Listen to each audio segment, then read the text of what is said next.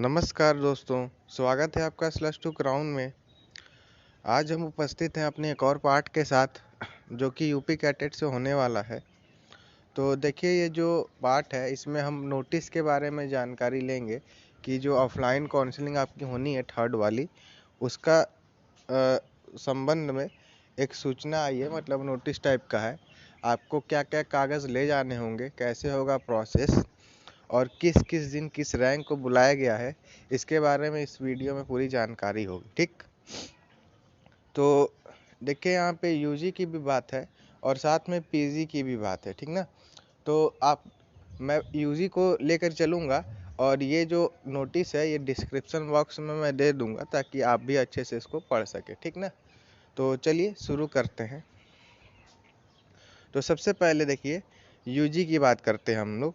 तो यूजी में इन्होंने पहले क्या लिखा है कि आपको पहले ऑनलाइन 500 रुपये जो काउंसलिंग के देने होते हैं वो आपको देने होंगे। ठीक, 10 से 13 तारीख के बीच में। उसके बाद देखिए, जो काउंसलिंग लेटर होगा वो आप 14 तारीख से डाउनलोड कर सकते हैं।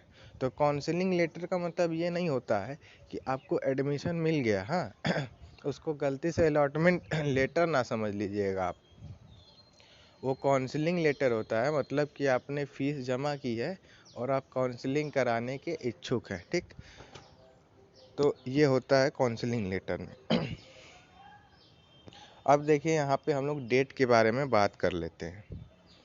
तो देखिए, पहले चीज़ यहाँ पे देखिए,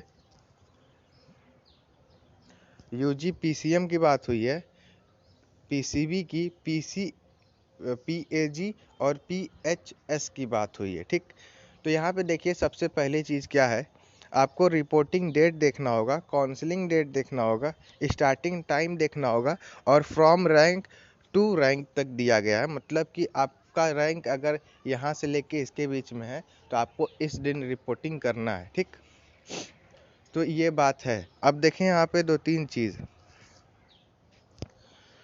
सबसे पहला जो चीज़ है वो ये है कि यहाँ पे देखिए, entire qualified EWS PC DP FF UE SC ST candidate.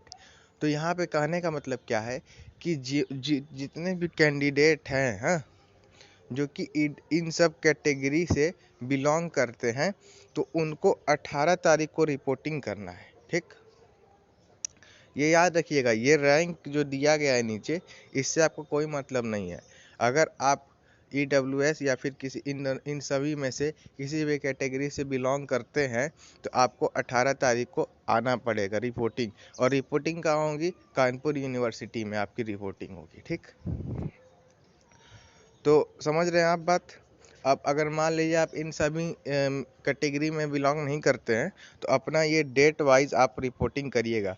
ठीक, यहाँ देखिए, आपको रैंक दिया गया है और इधर रिपोर्टिंग डेट दी गई है, तो अपना इस हिसाब से रैंक अपना देख लीजिएगा और उस हिसाब से आप उस दिन रिपोर्टिंग करिएगा। ठीक ना, तो ये देखिए, आपको करना होगा सर कि ये रिपोर्टिंग डेट अलग है, फिर काउंसलिंग डेट अलग है। ठीक, तो देखिए, ये आप जान के चलिएगा कि ऑफलाइन काउंसलिंग जब भी होती है तो एक दिन का कम से कम समय लेते हैं। जैसे मान लीजिए आप रिपोर्टिंग करेंगे वहाँ पे, तो उनको ये फिक्स हो जाता है कि अच्छा ये बच्चा आया हमारे यहाँ काउंसलिंग कराने के लिए। ठीक ना, उसमें क्या करते हैं वो लोग, आपके जो डॉक्यूमेंट होंगे, जो भी डॉक्यूमेंट की लिस्ट है अभी मैं आपको दिखाऊंगा, वो डॉक्यूमेंट आपकी सबमिट कर लेते हैं। एक दिन आपकी डॉक्यूमेंट पूरी चेक की जाती है और फिर अगले दिन आपकी काउंसलिंग की अगर सीट खाली होगी तो आपको काउंसलिंग के लिए बुलाया जाएगा। ठीक, तो ये ना चिंता करिए कि आप डॉक्यूमेंट जमा कर देंगे फिर कुछ हेर बदल हो जाए, ऐसा कुछ नहीं होगा। डॉक्यूमेंट आपका पूरी तरीके से सुरक्षित रहता है। ठीक,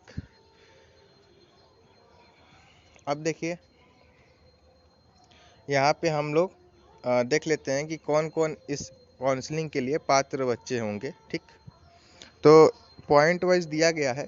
तो इसमें पहला जो है, जो भी विद्यार्थी प्रथम और द्वितीय ऑनलाइन काउंसलिंग प्रतिभाग नहीं किए थे। ठीक, मतलब जो पहला और सेकेंड वाला आपका काउंसलिंग हुआ था, उसमें बच्चे अगर आप नहीं बैठे थे दोनों में से किसी में भी, तो आप इच्छुक हैं अगर करने के काउंसलिंग, तो आप इसको कर सकते हैं। ठीक, पहला चीज़ हो गया। सेकेंड पॉइंट देखिए, कि पहले और सेकेंड काउंसलिंग में जिन्होंने भी भाग लिया हो लेकिन उनको सीट नहीं मिली हो, वो भी इस काउंसलिंग में भाग ले सकते हैं। ठीक। तीसरा जो पॉइंट है वो ये है कि जिनको सेकेंड काउंसलिंग में सीट मिली और वो जाके वहाँ पे सीट ले भी लिए फीस जमा करके, और उन्होंने अपग्रेड के लिए अप्लाई किया है, तो वो भी इसमें भाग ले सकते हैं। ठीक। चौथा पॉइंट क्या है कि पहले और दूसरे काउंसलिंग में मान लीजिए आपको सीट आवंटित हो गई थी, ठीक, लेकिन आप किसी कारणवश वहाँ पे नहीं पहुँच पाए या नहीं ले पाए सीट को, तो आप भी उस केस में भी आप भाग ले सकते हैं। ठीक। और पांचवा पॉइंट क्या है कि अगर आपको सीट मिल चुकी है, हाँ, तो सीट मिल चुकी है, उसके बाद भी अगर आपने अपग्रेडेशन के लिए भी अप्लाई नहीं किया है, तब भी आपको सीट मिल सकती है। अगर आप कोई पार्ट अपना परिवर्तन कराना चाहते हैं तो आपको सीट मिल सकती है। वो कौन सी सीट के द्वारा होगा? NRI सीट के द्वारा आपको उसमें भाग लेना पड़ेगा। ठीक। क्योंकि देखिए NRI सीट इस बार खाली होगी, इसलिए इन्होंने NRI को रख के किया है। ठीक। तो NRI की भी आप देख सकते हैं, जो सीट मैट्रिक्स हम लोगों ने कल के वीडियो में डिस्कशन किया था, उस हिसाब से आप NRI सीट भी देख सकते हैं। ठीक। तो ये श्योर ना समझिएगा कि सीट आपको मिल ही जाएगी, ठीक ना, ये भी आपने दिमाग में बैठा के रखिएगा। अब देखिए कौन कौन भाग नहीं ले सकते हैं, मतलब कि पात्र जो नहीं है। तो देखिए जो जिसका जिसका मतलब जो विद्यार्थी पहले और सेकेंड काउंसलिंग कराएं लेकिन उसी काउंसलिंग में उनका जो डॉक्यूमेंट है वो रिजेक्ट कर दिया गया, तो वो भाग नहीं ले सकते इसमें। ठीक। सेकेंड पॉइंट ये है कि सेकेंड पॉइंट ये है कि अगर आपने मान लीजिए पहले और दूसरे ऑनलाइन काउंसलिंग में आपने भाग लिया, ठीक, लेकिन उसके बाद फिर आपने उसको अपनी सीट को अपग्रेड भी कराया, लेकिन आपको मतलब जो अपग्रेड की गई सीट पे अगर आपको सीट मिली हो, तो अगर आपने वहाँ पे जा कर के अपना पूरा जो प्रोसेस था उसको अगर पूरा पूर्ण नहीं किया होगा तो आप भाग नहीं ले सकते। ठीक। अब इसके बाद देखिए यहाँ पे पीजी का है, तो पीजी का है, देख लीजिएगा अपना पढ़ लीजिएगा। जैसे हमने यूजी की बात की गई है वैसे ही पीजी की भी है। ठीक। रैंक वाइज सब चीज़ दी गई है और रिपोर्टिंग वगैरह जितना भी है ये पढ़ लीजिएगा पीजी वाले। अब उसके बाद देखिए क्या है यहाँ पे आपको सेकेंड जो आपको डॉक्यूमेंट ले जाने हैं उसके बारे में सूचना दी गई है। तो पहला है आपका ऑनलाइन एप्लीकेशन फॉर्म, ठीक, साथ में उसको अपने प्रिंसिपल से आप साइन करा लीजिएगा। एक याद करिए जो डिक्लेरेशन मिला था, हाँ, डिक्लेरेशन में उसमें आपके प्रिंसिपल की साइन और मुहर वगैरह लगेगी, तो उसको आप करा लीजिएगा। सेकेंड है एडमिट कार्ड, प्रवेश पत्र, और थर्ड है काउंसलिंग पत्र। ये काउंसलिंग पत्र क्या है, जो आप ये जब फीस जमा करिएगा 500, तो आप 14 तारीख से जो आपको पत्र मिलेगा 14 तारीख से आपको डाउनलोड कर सकेंगे उसको, उसी में काउंसलिंग पत्र रहता है। फोर्थ क्या, आधार कार्ड। फिफ्थ हाई स्कूल की मार्कशीट और प्रमाण पत्र, ठीक। सिक्स्थ है इंटरमीडिएट की मार्कशीट और प्रमाण पत्र, ठीक। यहाँ मास्टर 7th में मास्टर की बात की गई है, मास्टर वाले अपना देख लेंगे। उसके बाद देखिए 8 में आपको टीसी या फिर माइग्रेशन ले जाना पड़ेगा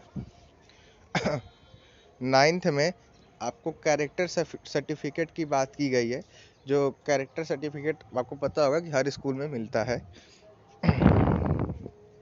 और 10th में क्या बात की गई है कि आप अगर किसी भी मतलब जैसे आपने जाति प्रमाण पत्र लगा के रखा होगा, तो वो जो प्रमाण पत्र है वो इस डेट के बाद का बना होना चाहिए, ये आप ध्यान दीजिएगा। तो ये भी एक चीज़ दिया गया है। और जो EWS वाले ने सर्टिफिकेट लगाया है, उनका जो है वो सत्र 20 और 21 का होना चाहिए, ठीक। और आपको 3 पासपोर्ट साइज फ़ोटो ले जानी है। साथ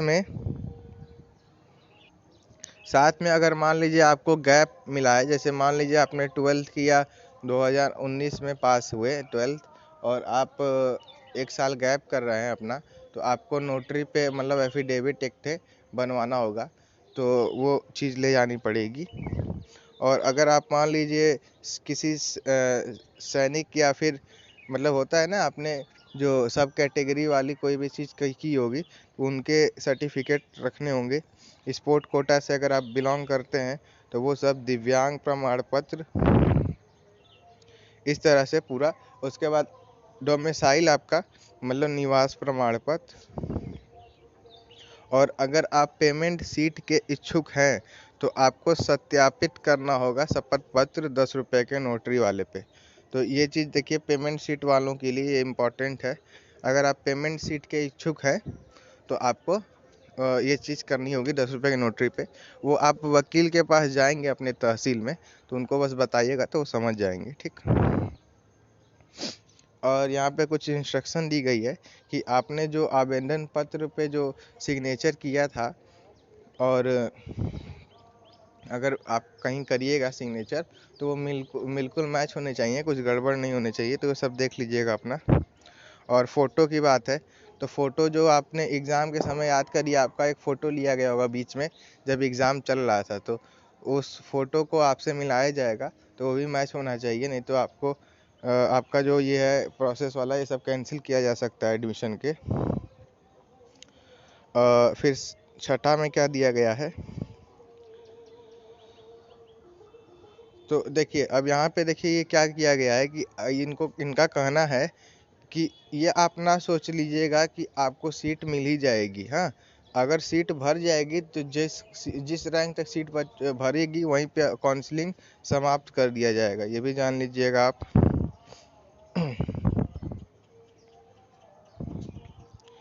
अब इसके बाद जो है इन्होंने बात की है फीस की। तो यहाँ पे देखिए एक चीज़ इन्होंने कहा है कि आपको कुछ जमा करना होगा शुल्क उसी समय, और कुछ जो है वो जब आप जहाँ पे आपको सीट मिली होगी वहाँ जाके जमा करना होगा।